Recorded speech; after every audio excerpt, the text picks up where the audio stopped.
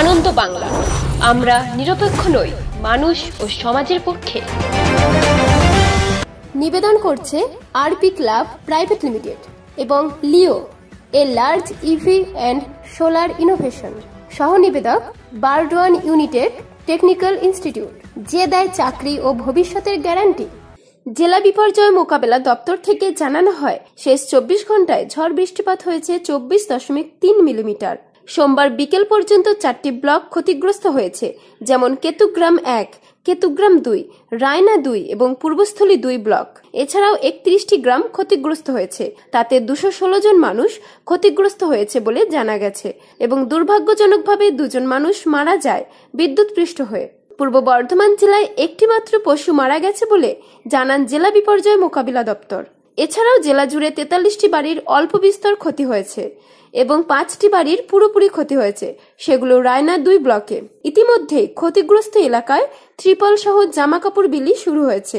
জেলা বিপর্যয় মোকাবিলা দপ্তর থেকে আরও জানা হয়, রেমাল ঘূর্ণিঝড় গতকাল মাঝরাতে আছড়ে পড়েছে এবং তারপর থেকে পুরো বর্ধমান জেলায় হালকা ঝোড়ো হাওয়া, কখনো কখনো ঝড়ের দাপট কিছুটা বেড়েছে। আজ ভোরবেলা থেকে মাঝারি থেকে ভারী বৃষ্টি দফায় দফায় হয় এবং আগামী 24 ঘন্টায় বৃষ্টির প্রকোপ কিছুটা হলেও কমবে বলে আইএমডি সূত্র থেকে জানা গেছে। আগামীকাল রাতের পর থেকে আবহাওয়ার উন্নতি হবে বলে আবহাওয়া দপ্তর সূত্রে জানা গেছে। আজকে বিকেল পর্যন্ত আমরা পূর্ব বর্ধমান জেলার যে বিভিন্ন ধরনের ড্যামেজের অ্যাসেসমেন্ট করতে পেরেছি, যেটা আমরা স্টেটের সঙ্গে শেয়ার করছি। সেটা হচ্ছে আমাদের 4টি ব্লক এফেক্টেড হয়েছে, কেতুগ্রাম 1, কেতুগ্রাম 2, রায়না 2 এবং পূর্বস্থলী 2। আমাদের 31টি ভিলেজ ক্ষতিগ্রস্ত হয়েছে, তাতে 216 জন মানুষ আমাদের টোটাল এফেক্টেড হয়েছেন। অত্যন্ত দুর্ভাগ্যজনকভাবে 2 জন আজকে মেমারি 1-এ প্রাণ হারিয়েছেন ইলেকট্রোকিউটেড হয়ে। এবং আমাদের একটি মাত্র পশু, এখন অবধি আমরা এআরডি ডিপার্টমেন্ট থেকে যা রিপোর্ট পেয়েছি, একটি মাত্র পশু মারা গেছে জেলাতে। এবং টোটাল আমাদের 43টি কাঁচা বাড়ি পার্টলি ভেঙেছে এবং 5টি বাড়ি রায়না 2 ব্লকে ফুললি ড্যামেজড হয়েছে। আমরা এর সঙ্গে কিছু টার্পোলিন, কিছু জামা কাপড়, এগুলো আমরা প্রাথমিকভাবে ডিস্ট্রিবিউট করেছি এবং পুরো জেলাতে কোথাও কোনো ইভ্যাকুয়েশন করতে হয়নি, কোথাও আমাদের কোনো মানুষজনকে সরাতে হয়নি রিলিফ ক্যাম্প বা রিলিফ শেল্টারে।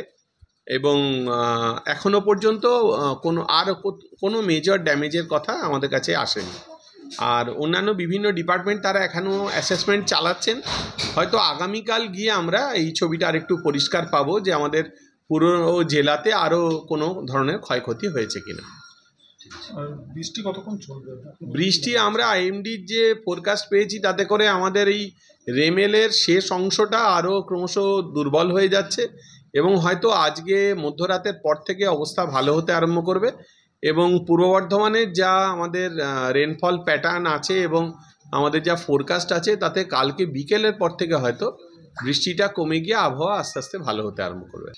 শেষ 24 ঘন্টায় আমাদের গড় বৃষ্টিপাত হয়েছে 24.3 মিলিমিটার। পূর্ব বর্ধমান থেকে দেবাশিস ঘোষের রিপোর্ট, আনন্দ বাংলা।